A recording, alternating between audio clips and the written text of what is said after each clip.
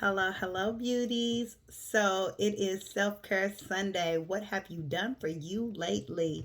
I have already got six cards in front of me so that we can kind of save some time on this video because TikTok never wants to go over 10 minutes. So we're going to try to do this as quick as possible. First card that I have for you guys is deep breathing. When I stop to take a deep breath, I clear my mind and lead with love. Tap into your breath and watch how quickly your mood and circumstances can shift to a more positive state. One intentional breath at a time. Sometimes taking a few deep breaths can be the most potent medicine and allow you to come into the present moment with a fresh perspective. I'm going to try to make this short, so I'm not going to read the whole page. I'm just going to give you the beginning and we're going to do the journal prompt. Sorry, y'all. If you stop to take a deep breath before responding to challenging situations, what do you think the impact on your life would be?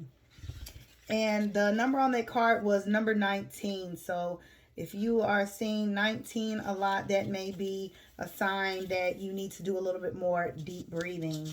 Next card we have is number 17. I am an artist creating a masterpiece that is called my life. We are all artists, creators of the lives we're leading, and many works of art within them. To gain more confidence in your inner artist, look for the opportunities to create art for your own pleasure. Consider signing up for a local art workshop or gather some supplies to create art at home.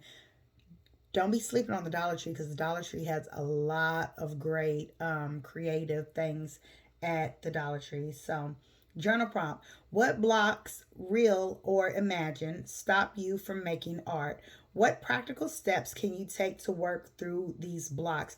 I do really quickly want to say that I had a passenger that had mentioned that her mother and father loved to do framing, artwork framing, picture framing, and her mother liked to paint just for the enjoyment of it, but she never shared her artwork with anyone because she felt as though it wasn't good enough or that no one would be interested in having it.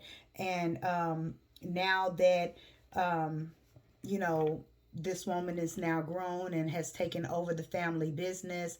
Her mother has passed on, and she has found all these beautiful artworks that her mother deemed as not good enough or not worthy enough, and she is enjoying them and has framed them and put them all over her house so that she can enjoy her mother's energy and have her mother's essence all within the home. So although you may not think, it is beautiful enough, someone is going to cherish your art and be able to resonate with it. So don't sleep on yourself. I just had to say that.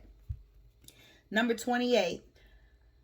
I listen to my intuition as it leads me on my higher path. Intuition is the insight that comes before thought and without thinking. It is an innate knowledge of what is in alignment with our highest good. It is the energy of the universe that directs us on our path, nudging us toward the choices that will fuel our growth. Intuition resides within the heart and goes beyond logic or reason. Its messages are shared without judgment or a need to be defined. Reinforce intuition's essential role in maintaining your well being and connection to the spiritual realm by listening to it and acting upon it regularly. Keep track of when you receive an intuitive message and how often it turns out to be right, either by making a mental note or writing it down. As you notice the trend of your intuition as a guiding force, you'll notice to trust it more and more. Journal prompt. Ugh, sorry, I can't speak today. Recall a time when you intuitively knew something was a bad idea but ignored your intuition. How can you learn from this experience? So when I get what I would consider a crazy message or some form of download that I think, ooh, this is very far fetched or whatever, I write it down. And I've noticed that there are some things that have come true. And I go back and I'm like, whoa, hold on. Like, I was told this and like, or I saw this, and now that it has happened, and so now, I have a journal that I can go back and pull up and be like, wow, I wrote this on this date.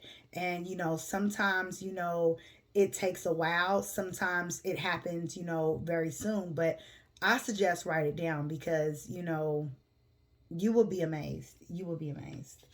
So that was card 28. Now we are going to card 50, which is Sweet Treat.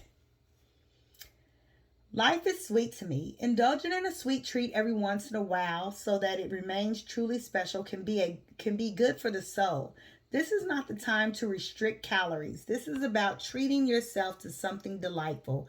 Head to your favorite bakery to pick up something tasty or ask a friend or family member for a special recipe that you can make at home. Set an intention and infuse good energy into your sweet creations.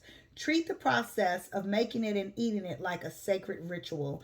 Journal prompt. What is your favorite food to indulge in? What does it remind you of? And how does it make you feel?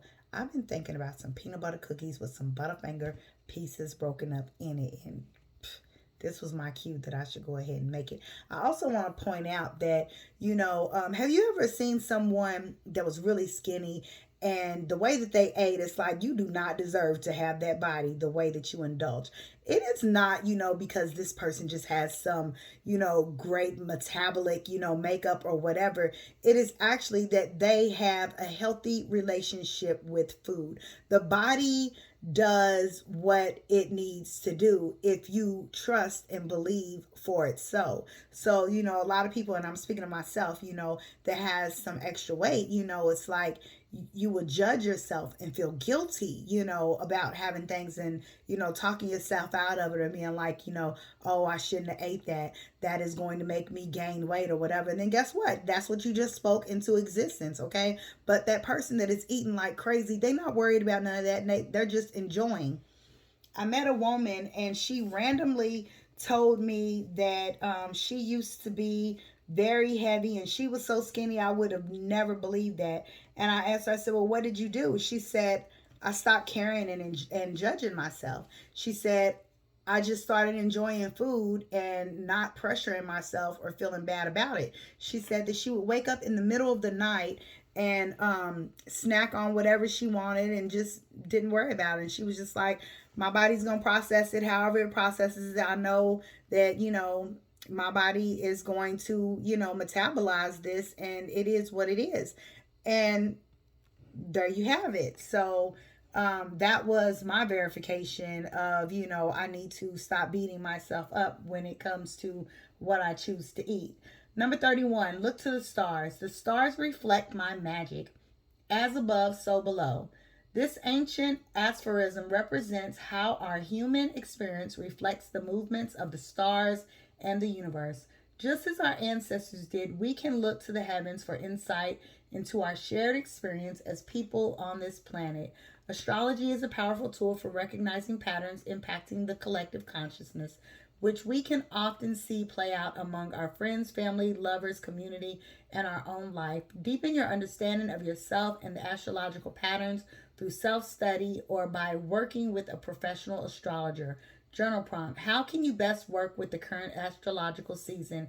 If you're unsure what it is, take a moment to look it up and read all about it. So we are still having this full moon in Scorpio energy, which, Scorpio is a very emotional sign that exposes a lot of illusions, but we also have this lunar eclipse, which for me has been a very cleansing one. And I just feel like all of the karmic energy for myself personally has just been cleansed and washed away. So I felt really good and refreshed. Number 42, read. I enjoy expanding my mind. Whether the book is a fantasy novel or work of nonfiction, reading opens us up to new perspectives and expands our minds. Get your hands on a book that gets you excited. Journal prompt. What was your favorite book to read as a kid and how does it make you feel to think about reading it now? Y'all, one of my favorite books as a kid was the author Judy B. I was about to say Judy B. Jones. I'm thinking about my kids. Judy Blume. And she now actually has a movie of my favorite childhood book, Are You There, God? It's Me, Margaret. I ain't even gonna go into all of that because we are at our 10 minutes, but self care, do something for yourself today.